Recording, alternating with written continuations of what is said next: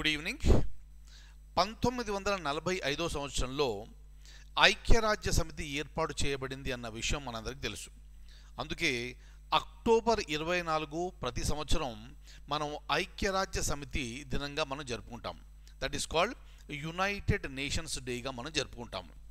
అయితే ఈ యునైటెడ్ నేషన్స్లో ఒక ముఖ్యమైన భాగం ఏమిటి అంటే యునైటెడ్ నేషన్స్ జనరల్ అసెంబ్లీ. ఇప్పుడు మీకు స్క్రీన్ మీద కనిపించే వ్యక్తి ప్రస్తుతం వారు అధ్యక్షుడిగా వ్యవహరిస్తున్నారు.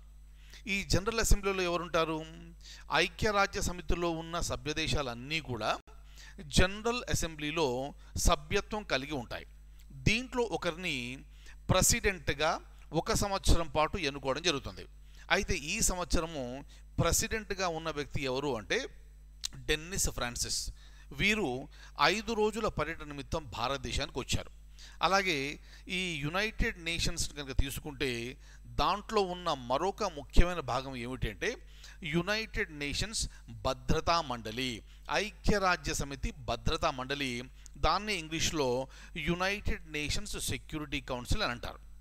ఇక ఈ సెక్యూరిటీ కౌన్సిల్కి సంబంధించి దాంట్లో సంస్కరణలు జరపాలి అని భారతదేశం చాలా సంవత్సరాల నుంచి డిమాండ్ చేస్తుంది.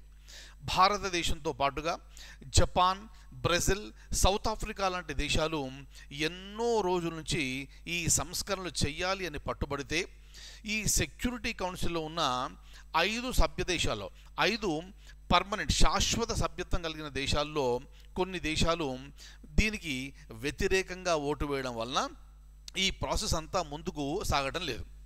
ఇప్పుడు తీసుకోండి, మనం యునైటెడ్ నేషన్స్ సెక్యూరిటీ కౌన్సిల్ కనుక తీసుకుంటే దాంట్లో మొత్తం 15 దేశాలు సభ్యత్వం కలిగి ఉంటాయి. జ్ఞాపకం పెట్టుకోండి, జనరల్ అసెంబ్లీలో ఈ యునైటెడ్ నేషన్స్లో ఉన్న సభ్య దేశాలన్నిటికీ అక్కడ సభ్యత్వం ఉంటే సెక్యూరిటీ కౌన్సిల్కి వచ్చేటప్పటికి కేవలం 15 దేశాలు మాత్రమే సభ్యత్వం కలిగి ఉన్నాయి. దీంట్లో శాశ్వత సభ్యత్వం కలిగిన దేశాలు 5 అయితే ఇక ఈ టెంపరరీగా అంటే నాన్ పర్మనెంట్ మెంబర్గా ఉండే సభ్య దేశాలు 10. ఈ నాన్ పర్మనెంట్ మెంబర్స్ 2 సంవత్సరాల కాలానికి ఎన్నుకోబడతారు. ఉదాహరణకు తీసుకోండి, భారతదేశము ఇప్పటి వరకు భద్రతా మండలిలో 8 సార్లు, జ్ఞాపకం పెట్టుకోండి, 8 సార్లు నాన్ పర్మనెంట్ మెంబర్గా కొనసాగింది. ఉదాహరణకు చూడండి, ఇప్పుడు 8వసారి భారతదేశానికి సంబంధించిన ఆ కాలం ఏమిటి, ఆ టైం ఏమిటి అంటే జనవరి 1, 2021 నుండి డిసెంబర్ 31, 2022 వరకు భారతదేశము 8వసారి నాన్ పర్మనెంట్ మెంబర్గా కొనసాగడం జరిగింది. క్లియర్? అయితే భారతదేశము చాలా సంవత్సరాల నుంచి తమకు శాశ్వత సభ్యత్వం కావాలి అని డిమాండ్ చేయడం మొదలుపెట్టింది. అయితే మరి శాశ్వత సభ్య దేశాలకు వీటో పవర్ అని ఉంటుంది.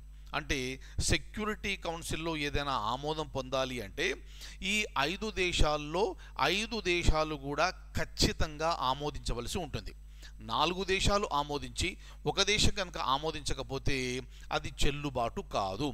ఇక భారతదేశానికి వచ్చిన సమస్య ఏమిటంటే ఈ 5 శాశ్వత సభ్యత్వం కలిగిన దేశాలు ఏమిటవి? అమెరికా, ఇంగ్లాండ్, అలాగే ఫ్రాన్స్, అలాగే చైనా అండ్ రష్యా. ఈ 5 దేశాల్లో France, Russia, England and America భారతదేశానికి అనుకూలంగా ఉన్నప్పటికీ చైనా దేశం అనుకూలంగా లేకపోవడం వలన ఇది ఇంకా ముందుకు అనేది సాగడం లేదు. కాబట్టి వీరు చెప్పింది ఏమిటి అంటే, ఈ డెన్నిస్ ఫ్రాన్సిస్ గారు చెప్పింది ఏమిటి అంటే ప్రస్తుతం ఉన్న పరిస్థితులకు యునైటెడ్ సెక్యూరిటీలో ఉన్న సభ్యత్వానికి ఎటువంటి పొంతన లేదు. ఈ జియో పాలిటిక్స్ కనుక దృష్టిలో పెట్టుకుంటే అది సమతుల్యంగా లేదు అని వారి భావన. కాబట్టి భారతదేశానికి శాశ్వత సభ్యత్వం పొందడానికి అన్ని అర్హతలు ఉన్నాయని వీరు మరొక్కసారి చెప్పడం జరిగింది. అంతేకాకుండా ఇటీవల భారతదేశంలో మొట్టమొదటిసారిగా జరిగిన G20 సదస్సులో, ఎప్పుడది 2023 సంవత్సరంలో భారతదేశంలో జరిగిన G20 శిఖరాగ్ర సమావేశంలో ఆఫ్రికన్ యూనియన్కు సభ్యత్వం కల్పించడం జరిగింది. ఆ పాయింట్ని వీరు స్పెషల్గా మెన్షన్ చేస్తూ ఇలా భారతదేశము చేసే ఈ పనుల వలన భారతదేశం యొక్క ఈ ఇంటిగ్రిటీ అనేది చాలా స్పెషల్గా కనిపిస్తుందని వారు చెప్పడం జరిగింది. అదే కాకుండా చూడండి, జ్ఞాపకం పెట్టుకోండి, examination point of view G20 summit భారతదేశంలో ఎప్పుడు జరిగింది? 2023లో. G20 సదస్సు భారతదేశంలో మొట్టమొదటిసారిగా ఎప్పుడు జరిగింది? 2023. క్లియర్, జ్ఞాపకం పెట్టుకోండి. మరి 2023 అయిపోయింది కదా, మరి ఆ ప్రశ్న అడుగుతారా లేదా 2024కు సంబంధించి అడుగుతారా అంటే, ఒకవేళ 2024 G20 సదస్సు గురించి కనుక అడిగితే అది ఏ దేశంలో జరుగుతుంది అంటే మీ ఆన్సర్ వచ్చేసి Brazil. Very very very very important. Clear. So ఈ విధంగా భారతదేశం 2023లో ఈ ఆతిథ్యం ఇస్తే 2024 సంవత్సరంలో బ్రెజిల్ దేశము ఇక్కడ ఆతిథ్యం అనేది ఇవ్వబోతోంది నవంబర్ 2024 సంవత్సరంలో.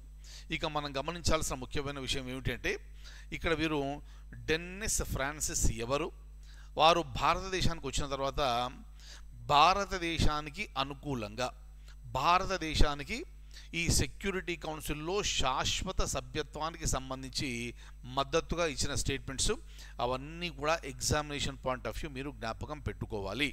అలాగే ఈ సెక్యూరిటీ కౌన్సిల్లో ఇప్పటి వరకు భారతదేశము ఎన్నిసార్లు నాన్ పర్మనెంట్ మెంబర్గా కొనసాగింది, చివరిసారి ఎప్పుడు, ఆ టైం పీరియడ్ ఏమిటి, ఇవన్నీ కూడా ఎగ్జామినేషన్ పాయింట్ ఆఫ్ వ్యూ మీకు జ్ఞాపకం ఉండాలి.